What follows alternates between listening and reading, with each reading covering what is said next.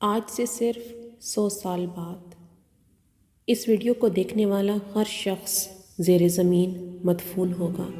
ہماری ہڈیاں ریزہ ریزہ ہو کر رزق خاک ہو چکی ہوں گی۔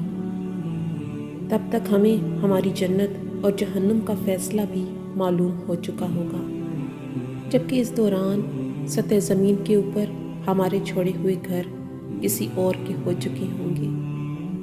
ہمارے کپڑے کوئی اور پہن رہا ہوگا اور ہماری محنت اور محبت سے حاصل شدہ گاڑیاں کوئی اور چلا رہا ہوگا۔ تب ہم کسی کے حاشیے خیال میں بھی نہیں ہوں گے۔ بھلا آپ اپنے پردادا یا پردادی کے بارے میں کبھی سوچتے ہیں کیا؟ تو کوئی ہمارے بارے میں کیوں سوچنے لگا؟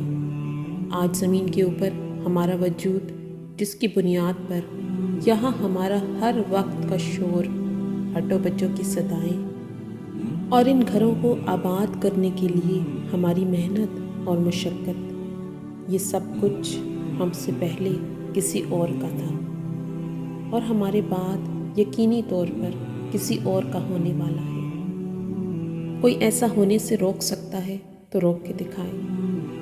اس دنیا سے گزرنے والی ہر نسل بمشکل اس پر ایک دائرانہ سی محض الوداعی نظر ہی ڈال پاتی ہے۔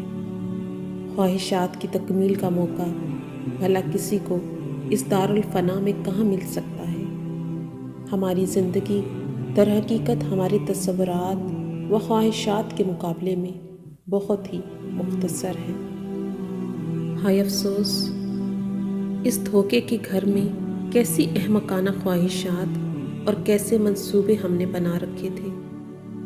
معزز ناظرین، تب ہم پر یہ حقیقت بھی عیاں ہو جائے گی کہ اے کاش ہم نے اپنی ترجیحات میں اپنے اللہ عز و جل اور اپنے پیارے نبی کریم خاتم النبیین سید المرسلین جناب رسالت مآب سرور کائنات فخر موجودات حضرت محمد صلی اللہ علیہ وآلہ وسلم کی وفاداری کو سب سے مقدم رکھا ہوتا تو آج سب کچھ دنیا میں چھوڑ کر آنے کے بجائے قبر کا زاد راہ اور اعمال صالحہ کی شکل میں صدقے جاریہ بھی ساتھ لا سکتے۔